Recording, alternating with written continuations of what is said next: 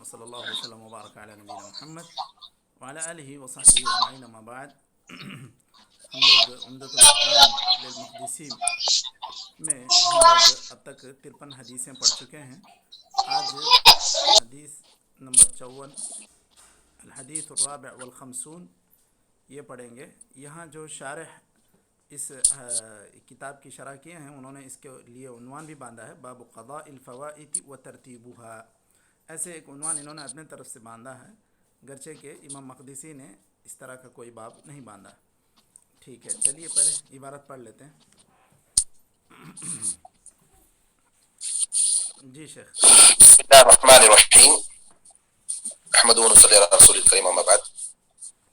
وعن جابر بن عبد الله رضي الله عنهما ان عمر بن الخطاب رضي الله عنه جاء يوم الخندق بعدما غربت الشمس فجعل يسب كفار قريش وقال يا رسول الله ما كدت اصلي العصر حتى كادت الشمس تغرب، فقال النبي صلى الله عليه وسلم والله ما صليتها. قال فقمنا إلى بطحان فتوضأ للصلاة وتوضأنا لها، فصلى العصر بعدما غربت الشمس ثم صلى بعدها المغرب. عن عبد الله بن عمر رضي الله عنهما أن رسول الله صلى الله عليه وسلم قال صلاة الجماعة أفضل من صلاة الفض ب27 درجة. وعن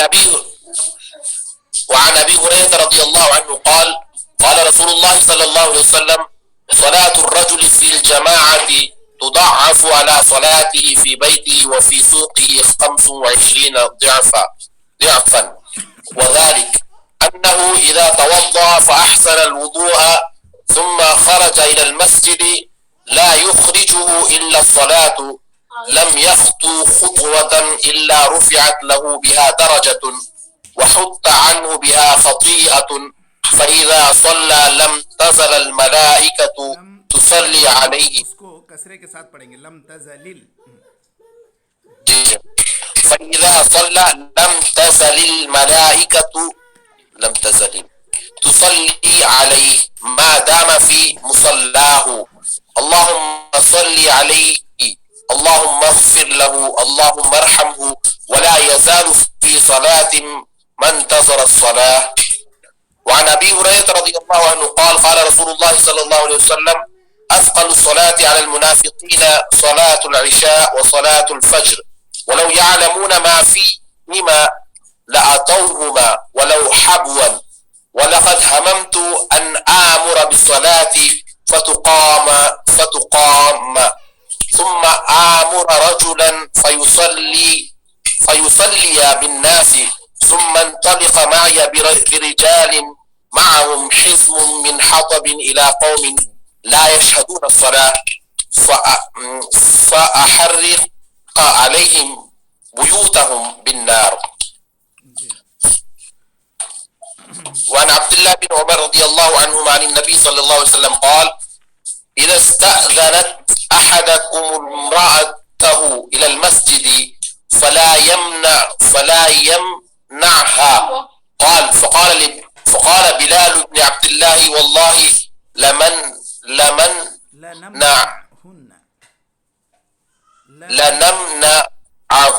لنمنعهن. قال ٹھیک ہے، وہ فعل مضارع کے ساتھ لنمنعهن. قال فأقبل علي عبد الله فسبحوا سبا سيئا ما سمعته سبا سيئا ما سمعته سبه مثله قط. وقال أخبرك عن رسول الله صلى الله عليه وسلم وتقول والله لنمنعهن. وفي لفظ مسلم لا تمنعوا إماء الله مساجد الله. ٹھیک ہے، تو ابھی یہاں 58 اب 5 حدیثیں ہم لوگ پڑھے ہیں، اس کو پڑھ لیتے ہیں، انشاءاللہ وقت بچے گا تو پھر مزید مکمل کریں گے انشاءاللہ۔ چلیے بسم اللہ الرحمن الرحیم الحمد للہ رب العالمین وصلی اللہ وسلم وبارک علی نبینا محمد وعلی آلہ وصحبہ اجمعین اما بعد. یہاں عمدۃ الاحکام کی احادیث میں ہم لوگ آج حدیث نمبر 54 الحدیث الرابع والخمسون پڑھنے جا رہے ہیں. حضرت جابر بن عبداللہ سے یہ حدیث مروی ہے.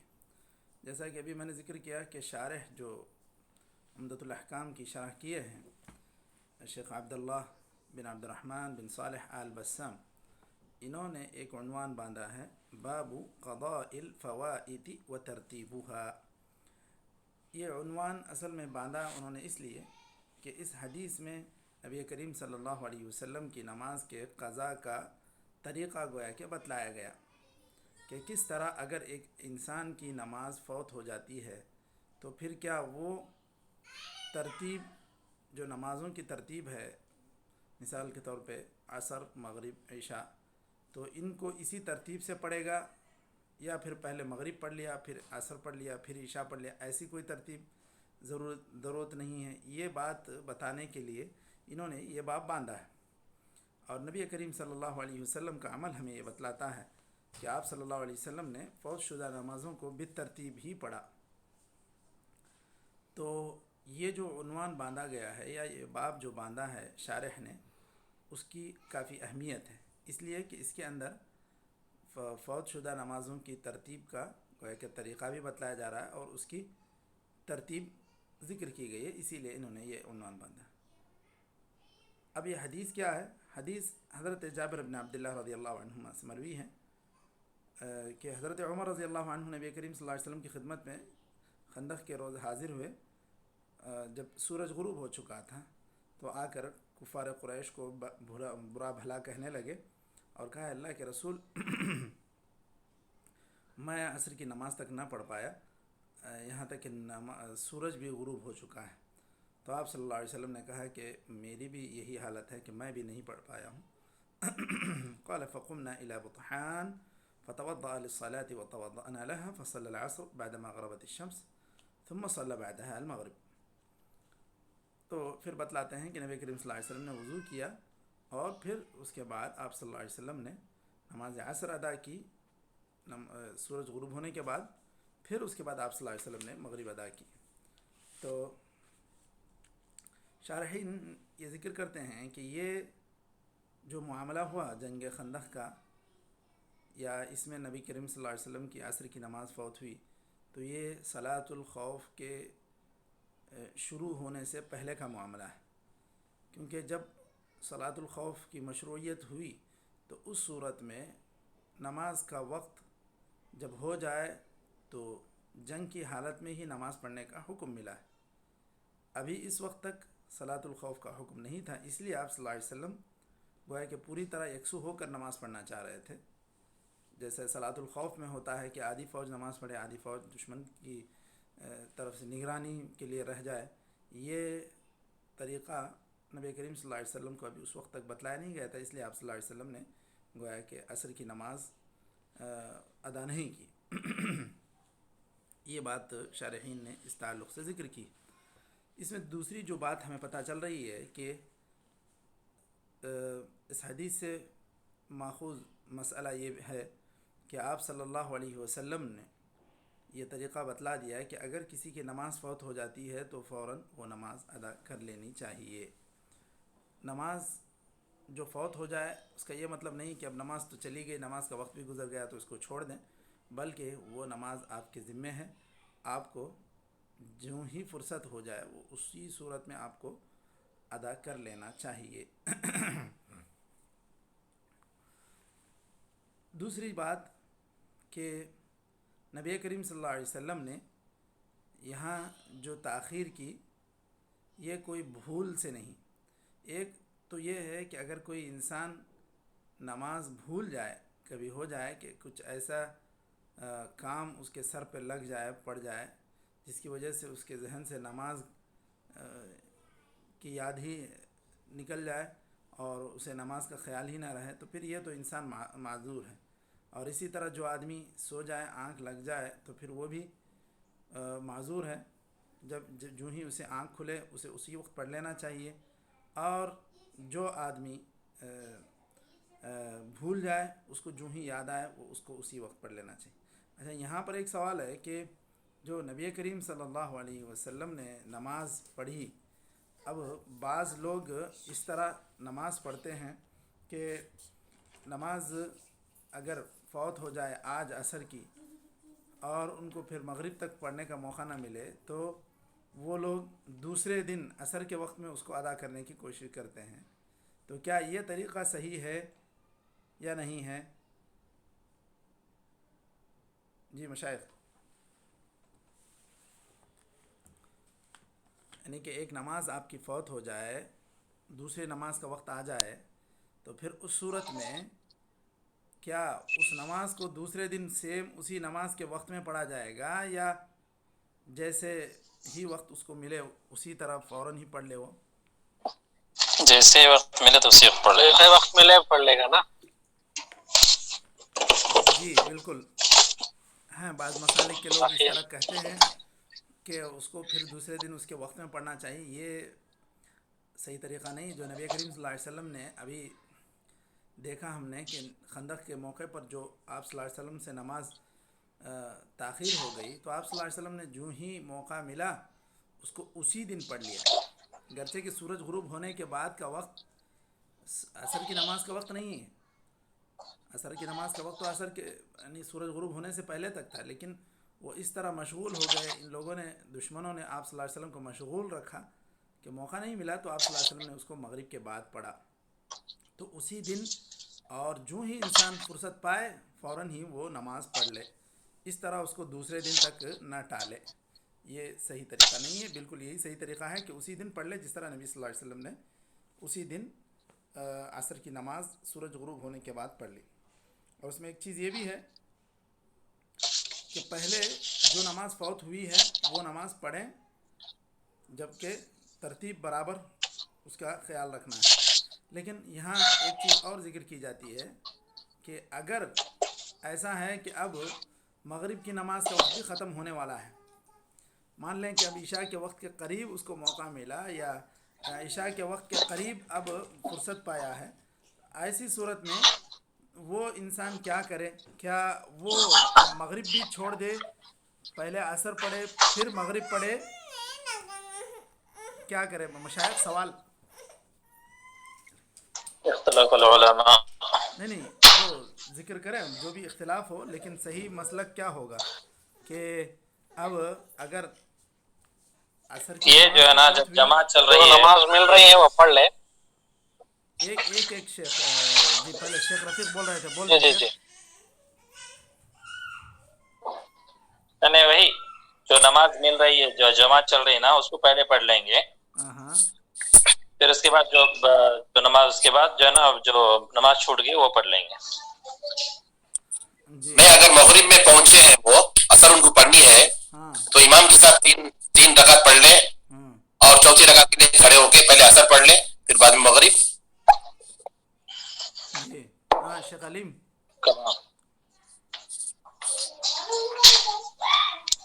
جی ہاں جی شیخ، شیخ بتائیے، کچھ بتا رہے تھے آپ۔ ہاں وہی بتا رہا تھا جو رفیق بتا رہے تھے، اور یہ بھی ہو سکتا ہے جو شیخ عبداللہ بتائے، جی دیکھیے، دونوں صحیح ہے انشاءاللہ۔ اصل میں ترتیب کا تو بالکل خیال رکھنا چاہیے، اور اس اعتبار سے جہاں بھی جماعت قائم ہوتی ہے، مثال کے طور پہ اب جو بات ہو رہی ہے ہماری کہ اب مغرب کی نماز جماعت کھڑی ہوئی ہے، ایسی صورت میں جو انسان آیا اس کی عصر کی نماز چھوٹی ہوئی ہے، تو اس کے لیے ابھی مغرب کا وقت کافی باقی ہے، جماعت تو کھڑتی ہے اول وقت میں، تو ایسی صورت میں اس کو یہی کرنا چاہیے کہ وہ مغرب کی نماز کی جماعت میں عصر کی نیت سے شامل ہو جائے، کیونکہ اس کے لیے فرض ہے کہ پہلے وہ عصر کی نماز پڑھے پھر اس کے بعد مغرب پڑھے، تو مغرب جہاں جماعت سے پڑھی جا رہی ہے وہاں وہ عصر کی نیت سے شامل ہو، مغرب پڑھانے والے امام کے پیچھے 3 رکعت وہ پڑھ کے سلام پھیرے، تو یہ سلام نہ پھیرے، یہ چوتھی رکعت پڑھ کے سلام پھیرے، یہی صحیح طریقہ ہے، کیونکہ اس میں اس کی ترتیب کی ادائیگی ہے، اور ترتیب سے نبی صلی اللہ علیہ وسلم نے ہی نماز ایسے ہی فوت شدہ نماز کو پڑھا ہے۔ رہی بات جو علماء نے ذکر کی کہ اگر پھر انسان کے لیے، اب تو یہ تو جماعت پانے والے کے لیے یہ مسئلہ تھا کہ مسجد میں جماعت پا لے، اگر کسی کو جماعت تو نہیں ملی، اب اس کے لیے اب مغرب کا وقت بھی بالکل آخری مرحلے میں پہنچ چکا ہے، مان لیں جیسے یہاں پر جو ہے نا آج کیا تھا بھائی، عشاء کی نماز کا وقت 6:20 عشاء کی اذان تھی، تو اب مغرب کا وقت اگر کہیں گے آپ تو 6:15 تک بھی مغرب کا وقت ہے، اب 6:20 کو عشاء کے وقت ہونے جا رہا ہے۔ اگر یہ عصر پڑے گا تو ایسی صورت میں اس کی مغرب کی نماز بھی قضا ہو جائے گی۔ تو یہاں علماء نے کہا کہ ایسی صورت میں وہ ایک نماز کم سے کم مغرب کی اس کے وقت میں پڑھ لے، یہ بات ذکر کی ہے، کیونکہ 2 وقت کی نماز اس کے پاس ایک کے اوپر ایک جمع ہو جائے گی اور ایک بھی وقت پر نہیں پڑھ پائے گا وہ۔ تو یہاں علماء نے کہا کہ ترتیب کو ملحوظ نہ رکھتے ہوئے وہ پہلے وقت کا لحاظ کرتے ہوئے وہ وقت کی نماز پڑھ لے، اس صورت میں جب کہ وقت بالکل تنگ ہو جائے، آخری وقت میں پہنچ جائے، ورنہ امام کے ساتھ بھی پڑھنے کی ضرورت پڑے تو وہ بالکل ترتیب کا لحاظ رکھ کے ہی پڑھے گا اور ترتیب کے خلاف ورزی نہ کرے۔ چلیے اس کے بعد اس کے اندر اور بھی یہ دلیل بھی اس میں مل رہی ہے کہ نبی صلی اللہ علیہ وسلم نے موجودہ نماز پر فوت شدہ نماز کو گویا کہ ترجیح دی۔ اب اگر ایک نماز چھوٹ جائے، دوسرے نماز کا وقت ہوا، تو اس میں کیا پہلے جو حاضر نماز ہے اس کو پڑھنا چاہیے یا غائب نماز؟ تو آپ صلی اللہ علیہ وسلم نے یہ ترتیب بتلائی کہ غائب جو نماز ہے، یعنی جو فوت شدہ فائتہ ہے، جو اس کو پہلے پڑھنا چاہیے، پھر اس کے بعد حاضر جس کا وقت چل رہا ہے اس کو پڑھنا چاہیے۔ اسی طرح جیسے حضرت عمر رضی اللہ عنہ نے آ کر کفار قریش کو گالیاں بکنا شروع کیا یا برا بھلا کہنا شروع کیا، تو یہاں یہ بات ذکر کی گئی ہے کہ اگر کسی انسان پر ظلم ہوتا ہے تو وہ اپنے ظلم کے بدلے میں یہ اس کو برا بھلا کہہ سکتا ہے یا اس کے حق میں بد دعا بھی کر سکتا ہے، اگر وہ اتنا خطرناک اس کو تکلیف دیا ہے کہ اس کی نماز چھوڑنے کا سبب بنا، اس کے دین میں اس کی پابندی کے لیے خلل کا باعث بنا، تو ایسی صورت میں وہ جیسے بد دعا آپ صلی اللہ علیہ وسلم نے بھی خود کی اور حضرت عمر رضی اللہ عنہ نے بھی کی، تو یہ کہ اگر کسی ظالم کا ظلم اس قدر بڑھ جائے کہ وہ نمازوں سے آپ کو دور کر دے تو پھر اس صورت میں اس کے لیے بد دعا کی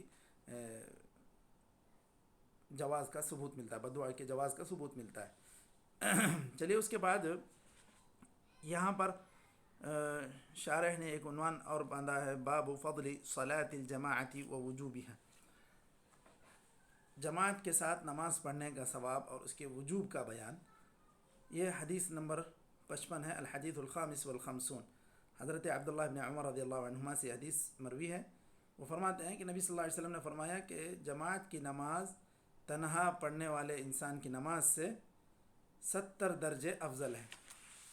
بعض احادیث میں 25 کا بھی لفظ وارد ہوا ہے، یا سامنے وہ حدیث آ رہی ہے جس کے اندر 25 گنا زیادہ ذکر ہوا ہے، تو اس طرح دونوں میں کوئی نفی نہیں ہے، اور زیادتی یہ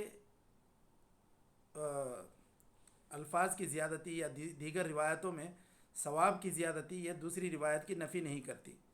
نبی صلی اللہ علیہ وسلم سے دونوں ہی الفاظ ثابت ہیں اور دونوں ہی درجے جو ذکر کیے گئے ہیں جماعت کی نماز کے، وہ دونوں ہی مذکور ہیں۔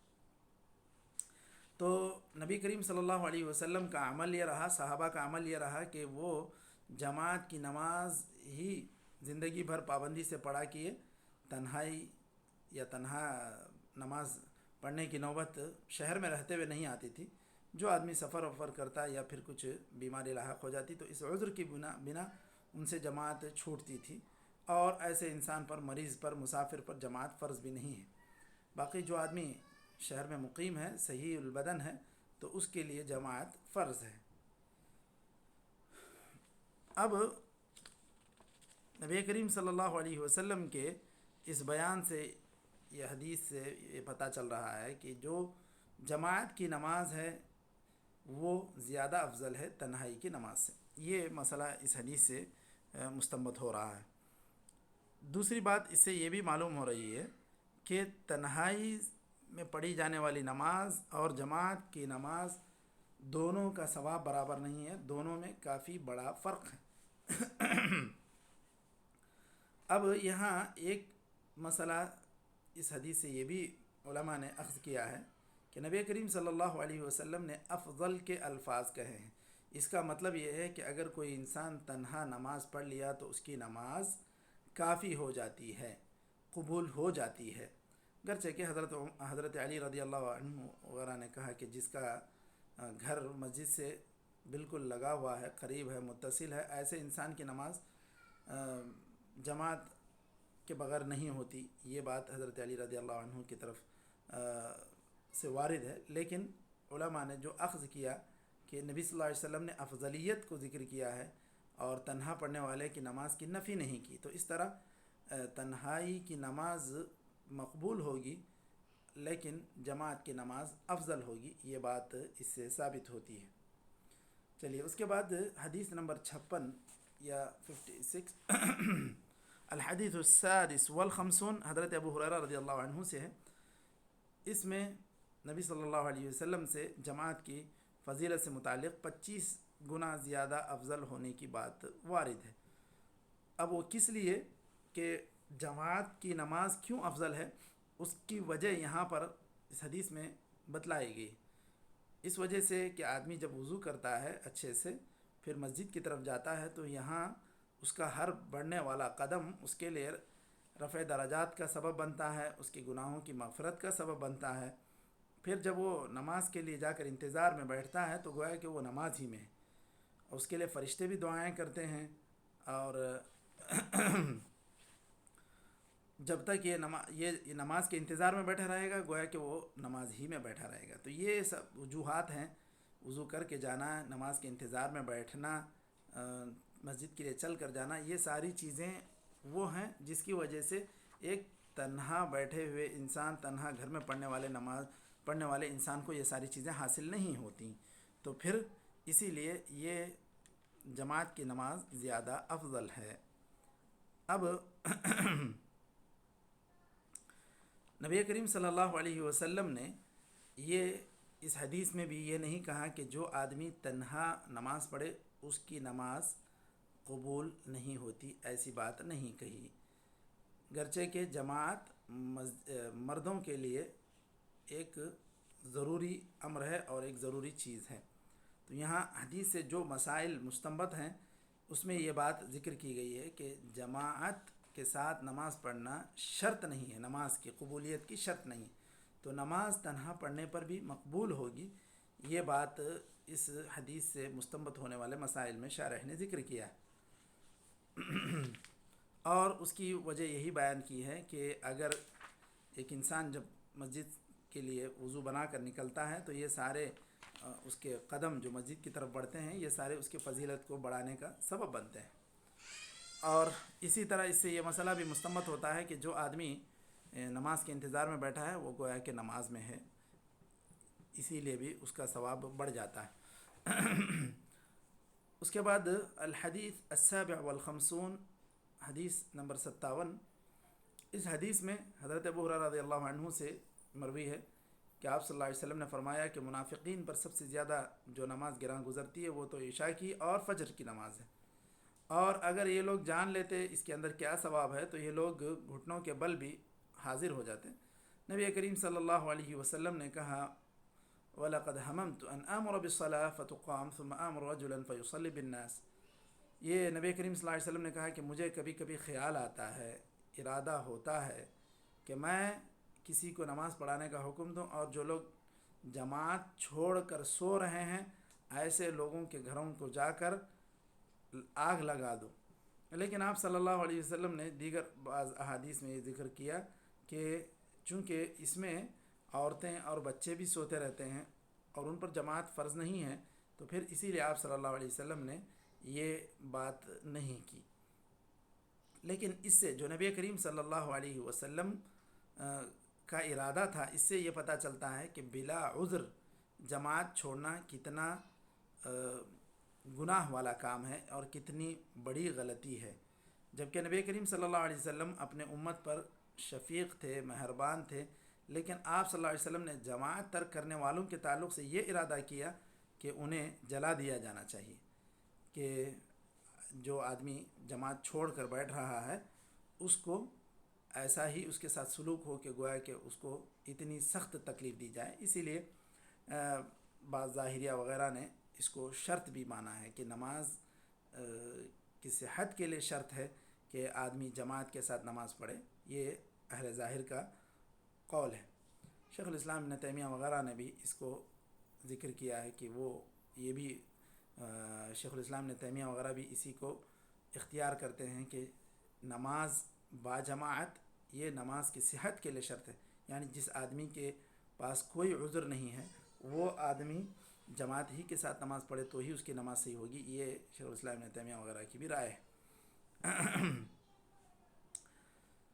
لیکن جمہور کا تو مسلک وہی ہے کہ نماز کی صحت کے لیے یہ شرط نہیں ہے، بلکہ یہ افضلیت والا کام ہے کہ آدمی جماعت کے ساتھ نماز ادا کرے، اگر نہ کرے تو پھر ایسی صورت میں یہ افضلیت سے محروم ہو جائے گا اور ثواب میں اس کے کمی ہو جائے گی۔ الفظ جو اس میں لفظ آیا ہے وہ فرد کے لیے استعمال ہوتا ہے، تنہا آدمی جو نماز پڑھتا ہے اس کے لیے استعمال ہوتا ہے۔ حزم من حطب، حطب یہ ایندھن کو کہتے ہیں، حزم گٹھے کو کہتے ہیں، جو لکڑیوں کا گٹھا ہوتا ہے اس کو کہتے ہیں حزم۔ کوئی بھی ایک پورا ایک پیکج جسے کہتے ہیں اس کو بھی کہتے ہیں حزم، حزمہ، حزمۃ حزم۔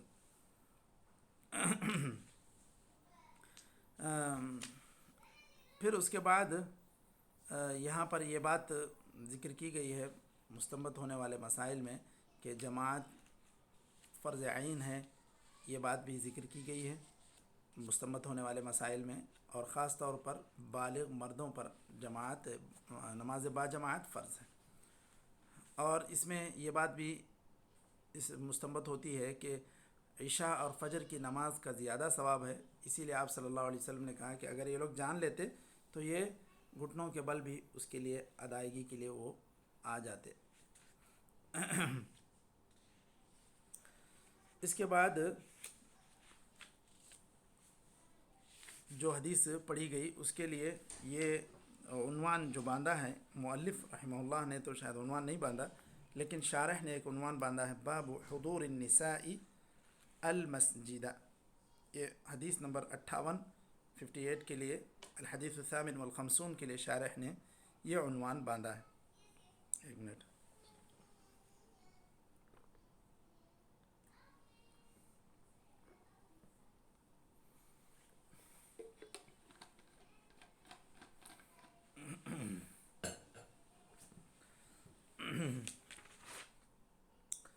چلیے، یہ حدیث حضرت عبداللہ بن عمر رضی اللہ عنہما سے ہے۔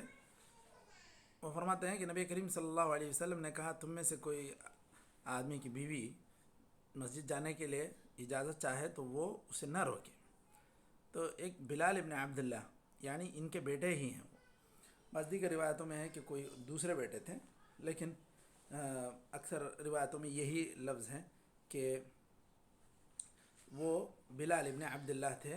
انہوں نے کہا واللہ لنمنعہن، ہم لوگ ان کو روکیں گے۔ تو حضرت عبداللہ ابن عمر کو بہت زیادہ غصہ آیا، تو انہوں نے بہت زیادہ سخت تنبیہ کی، بلکہ برا بھلا کہا۔